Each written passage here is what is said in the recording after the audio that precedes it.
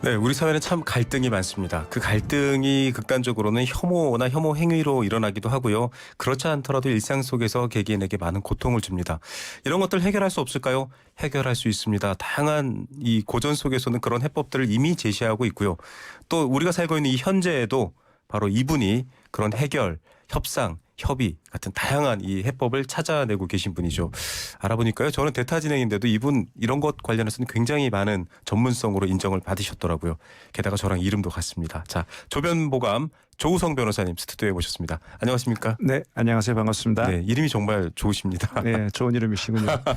네, 좀 이제 사실 제가 이렇게 이름 비슷한 분들을 많이 못 만나는데요. 네, 예, 실례지만 한자로는 어떤 이게 제 이름이 도울 우자에 정성성자. 그래서 아. 정성스럽게 남들을 도우며 살아라. 그래서 예. 딱 이름이 변호사 이름이라고 누가 그러시더라고요. 왜 그러냐면요. 저도 사실 우성이라는 이름을 가진 분들을 만나보면 물어보면 그 우자를 도울 우자를 쓰신 분들은 많지 않으세요. 근데 저도 역시 도울 우자를 쓰거든요. 그래요? 도울 우자에 저는 성인 성자입니다. 그래서 남을 돕고 살아라 이건데 예. 자 오늘 청취자 여러분들께 도움이 되는 이야기 두 도울 우자를 쓰는 조우성 변호사님과 제가 도와드리도록 하겠습니다. 자 한비자의 리더의 역할 현대적으로 풀어내는 이 조변보감 많은 분들이 좋아하신다고 합니다. 오늘 가져온 주제가 참 어렵지만 또 요즘 아주 중요한 주제입니다. 악역을 두려워하는 리더라는 건데 이런 분들 사실 의외로 많아요. 좀 젊은 리더, 특히 젊은 네. 리더분들은 이제 어느 날 갑자기 리더가 되지 않습니까? 맞습니다. 그러면 그분들은 로망이 있는 것 같아요. 네. 되게 존경받고 형같이 그리고 친구처럼 이런 리더로서 네네. 좋은 관계를 유지하면서 좋은 퍼포먼스도 내고 싶은 네네. 두 마리 토끼를 다 잡아야 된다라는 그런 부담을 또 느끼는 분들도 많더라고요. 네. 자, 사람도 좋은 사람인데 일도 잘해. 이렇게 되기 사실 어렵습니다. 왜냐하면 일을 성취해내기 위해서는 조금 상처를 입는 경우도 생기는데 요즘 두 가지를 다 노리는 분. 사실 그래서 요즘 젊은 친구들이 가장 싫어하는 그 취업 모집 공고의 문구가 가족 같은 분위기를 싫어한다고 합니다. 네. 가족은 안 되겠다. 그냥 일만 하는 사이. 자, 이렇게 되는데 리더의 악역 사실은 필요 불가결한 부분이 있죠. 네, 어쩔 수 없는 부분이 있죠. 예, 특히 이제 한비자의 관점에서 바라볼 때 이제 한비자의 관점이 다 오르는 건 아니지만 네. 한비자가 예리하게 보는 것은 아까 가족이라고 말씀을 하셨는데 가족 간에도 네. 이 혈연 관계인 가족 간에도 이해관계가 틀어지면 서로 이렇게 그렇죠. 남남이 되는 그런 한진 가문 판인데. 최근에 보면 뭐 난리도 아니지 그렇죠. 않습니까? 근데 전혀 피도 섞이지 않은 그런 관계에서 네. 어떤 서로 간의 존중과 네. 신뢰만 가지고 갈 수 있느냐. 그건 너무 나이브한 생각이라는 거죠. 그리고 뭔가 긴장감이 떨어지게 될 때는 결국은 이 관계가 퇴색하게 된다. 네.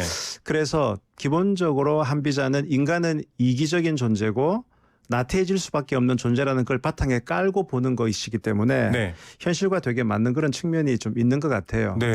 그리고 이제 저는 이런 표현을 들고 나는데 만약에 상사가 네. A 상사, B 상사 둘이 있는데 A 상사는 수시로 막 이렇게 일 잘하고 있어, 잘해, 똑바로 해라고 이제 하시는 분. 예 네. 그렇게 하는 분이 있고 이제 B 상사님은 아 그래 박 대리 믿어 잘하지 네. 하면서 네네. 이제 별로 터치를 안 해요. 네. 그럼 박 대리 입장에서는 과연 A 상사와 B 상사 누구의 일을 더 열심히 할 수밖에 없을까요? 이야. 사실은 A 상사가 계속 요구를 하니까. 그러니까 원칙적으로는 나를 저렇게 믿어주는 네네. B 상사의 일을 더 열심히 챙겨야만 되지만 그렇습니다. 사실은 그렇지 못하거든요. 맞습니다. 그게 우리의 현실인데 네. 이제 한비자는 바로 그런 부분을 이제 치고 들어가는 거죠. 그래서 네. 어떤 식으로든 뭔가 체크하고 엄하게 하지 않으면 네. 그 조직의 긴장이 흐트러지게 된다. 네. 이걸 이제 기본적으로 베이스에 깔고 있는 것 같아요. 예, 정말 이 진나라의 중국 고대 진나라의 아주 큰 통치 이념이기도 했죠. 이 한비자 얘기를 하면서 사례를 보고 있습니다. 자, 그렇다면은 악역을 맡아야 하는 스트레스를 많이 받을 것 같아요. 앞서 말씀해 주시듯이 퍼포먼스 성과를 내려면 좀 나쁜 사람이 돼야 되거든요. 그런 분들 많이 찾아오나요? 특히 이제 그 되게 좀 이렇게 고운 성향을 가진 네네. 그런 CEO나 특히 개발자 베이스에 계신 분들은 이런 얘기를 많이 하세요. 자기는 개발은 밤새도록 하더라도 신난다는 얘기지. 네네. 그다음에 뭔가 새로운 아이디어를 이렇게 생각하고 그거는 밤샘에도 전혀 지치질 않는데 네. 가장 힘든 건 사람. 직원들 관리하면서 싫은 네. 소리 해야 되고 뭔가 내 뒤통수를 치는 것 같고 그래서 제발 요것만 뚝 떼서 좀 아웃소싱을 주고 싶다. 오. 나는 오히려 본질에 집중하고 싶다. 네네. 이런 고민을 토로하시는 분들이 참 많아요. 네네. 그래서 이제 아까 그 얘기 있잖아요.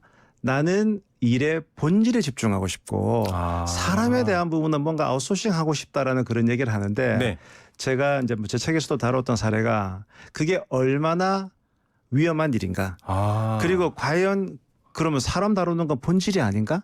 그렇죠. 이제 그런 부분을 제가 조금 어떤 사례를 통해서 네네. 소개한 게 있는데 간단히만 말씀을 드릴게요. 네. 이분도 이제 그냥 김 대표라고 합시다. 이분은 이제 그 IT 회사인데 네. 원래 개발자 출신의 온화한 성격의 말 그대로 개발자예요. 그래서 직원들과 직접 접촉하는 것보다는 혼자 조용히 연구실에서 일하는 게 더 자기는 편해요. 네. 근데 그렇게 하다 보니까 직원들은 점점 많아지고 뭔가 근태도 안 좋아지고 그래서 네. 고민을 하다가 뭔가 이런 악역을 대신해 줄 사람을 찾아본 거예요. 그래서 헤드헌팅 회사를 통해서 그 군 장교 출신의 네. 뭐 예비역 중령 차상무를 네. 스카우트한 거예요. 네네. 그러니까 확실히 그 예비역 중령답게 이분은 이제 조직적인 사회에 사셨으니까 네. 그러니까 이렇게 얘기하는 거죠. 대표님은 연구에만 매진하십시오. 악역은 모두 제가 담당하겠습니다. 네. 욕이란 욕은 제가 다 듣겠습니다. 네. 그러니까 김 대표가 이 뭔가 되게 뿌듯한 거예요. 네네. 자, 차상무가 들어오자 회사 분위기가 확 바뀌는 거예요. 그렇죠. 근태부터. 네. 그러니까 이게 개발 회사다 보니까 조금 늦게 근무하면은 안 늦게까지 야근하면은 뭐 보통 뭐 10시, 11시에도 출근하고 막 그러는데 네. 딱 이 차상무에 7시 반에 딱 와가지고 네. 이제 조금이라도 늦게 되면 야단치고 그다음에 뭐 문제가 있으면 심할수를 쓰게 하고 네. 그다음에 회사에서 이렇게 징계 같은 걸 줄 수 있나 전혀 몰랐는데 김 대표는 네. 그런 제도를 막 활용을 하니까 차상무 들어온 지 한 달 만에 군기가 확 잡히는 거예요. 네. 그다음에 이제 이 김 대표는 뭐 이렇게 또 회식하고 이런 걸 싹 좋아하지는 않았어요. 네네. 그런데 차상무는 뭐 자주 회식도 가고 네. 등산도 하면서 아유 대표님은 일하세요. 제가 애들 데리고 갔다 올게요.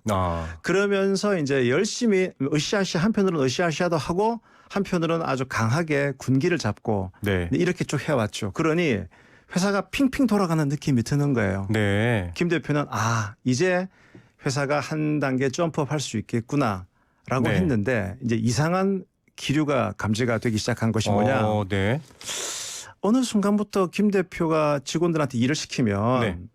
자꾸 차상무 눈치를 보고 이거를 자꾸 차상무의 허락이 떨어져야만 뭐 일을 하는 거예요. 뭔가 부작용이 생겼네요. 그러니까 김 대표는 내가 사장인데 어느 순간은 내가 그냥 나도 그냥 선임 연구원밖에 안 되는 그런 느낌을 네. 받게 되는 거예요. 네네. 그리고 차상무 역시 이제 어떤 얘기를 하냐 그러면 이제 자기의 어떤 대우를 좀 더 올려달라고 얘기를 하면서 네. 사실 직원들이 불만이 많습니다 대표님에게. 네. 하지만 제가 잘 이렇게 관리하고 있으니 누르고 있고 관리하고 있으니까 그러면서 이제 자꾸 대우도 요구하게 되고 네. 이제 뭐 얘기하면은 김 대표가 얘기하면 그 경영은 그런 게 아닙니다. 오호. 그러면서 직원들과의 관계는 차상무가 훨씬 더 끈끈하고 네. 이런 문제가 발생을 해서 네. 도대체 어찌하오리까 네. 차상무를 뭔가 이렇게 해임할 수 있는 방법이 없겠습니까?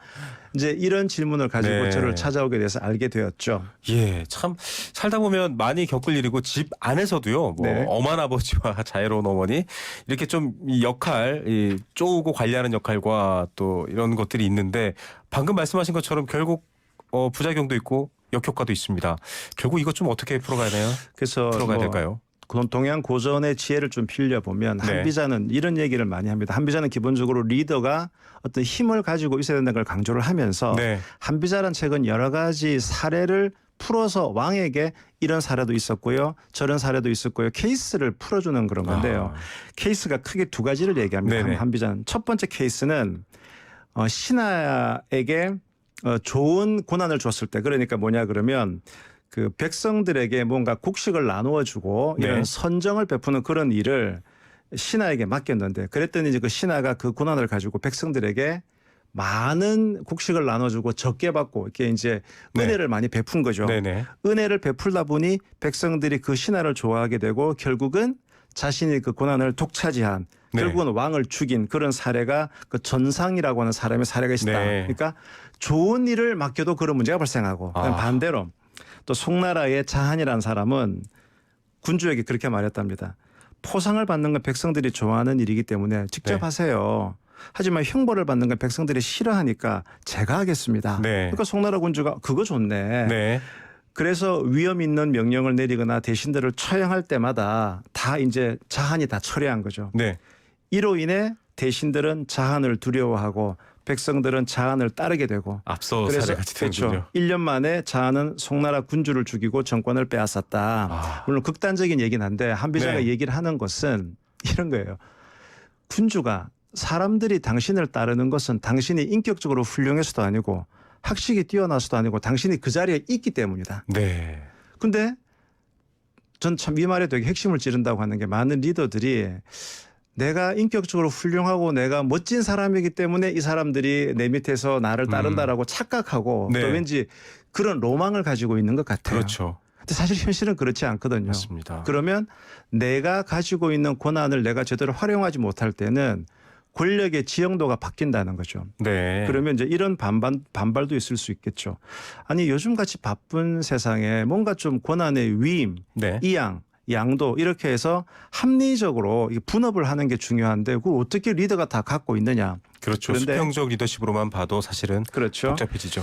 그래서 근데 한비자는 무조건 권한의 위임을 반대하는 것은 아니고 이제 어떤 그 리더의 본질적인 권한을 함부로 위임했다가는 골치 아프다. 네. 근데 그 본질적인 권한 중에 아까 제가 그랬잖아요. 그 김 대표가 뭔가 저는 직원에 대한 거는 다른 사람한테 맡기고 저는 사업의 본질에 네. 집중하겠습니다라고 얘기했는데 오히려 한비자는 이 사람에 대한 부분은 네. 본질이라는 거죠. 네. 그러면서 그 사람을 다룰 때 상과 벌, 네.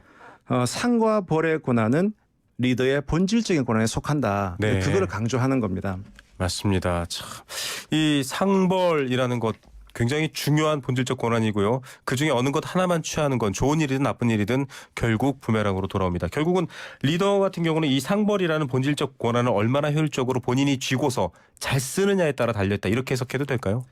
그렇죠. 그렇게 하고 리더는 아까 말씀드린 대로 제가 많은 요즘 특히 젊은 스타트업을 많이 하시는 리더들을 볼 때 제가 느끼는 공통점은 뭔가 아이돌 스타 같은 사람이 되고 싶은 경우가 네. 많아요. 그래서 예를 들어 회사에서 인기 투표하면 네네. 우리 사장님이 제일 인기가 많아요.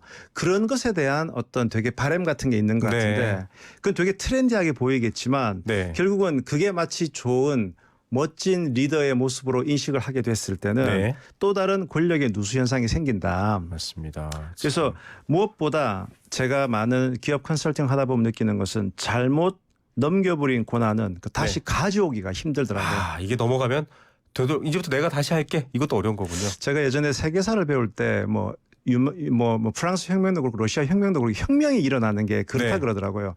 사람들이 살기 힘들어서라기보다는 네. 뭔가 권한을 줬다가 백성들로부터 빼앗을 때 네. 뭔가 사람들은 박탈됐을 때 반발이 심하고 혁명으로 이어진다고 하는데 네. 마찬가지예요. 좋은 마음으로 원래 리더의 권한을 뭐 밑에 누구에게 줬는데 그게 문제가 있어라고 빼앗을 때 네. 생각지도 못했던 반발이 나오더라. 네. 그래서 제가 아까 말씀드린 권력의 지형도가 바뀌어버리더라. 네. 그래서 그 부분은 결코 리더들이 간과해서는 안 될 문제 같습니다. 예, 작던 크던 이 리더십이 갖춰야 될 여러 가지 상황들 잘 보셔야 될 것 같고요. 이 조우성 변호사와 함께하는 아주 도움되는 이야기들 계속 이어지니까 함께해 주시기 바랍니다. 오늘 말씀 여기까지 듣겠습니다. 감사합니다. 고맙습니다. 네, 조우성 변호사였습니다.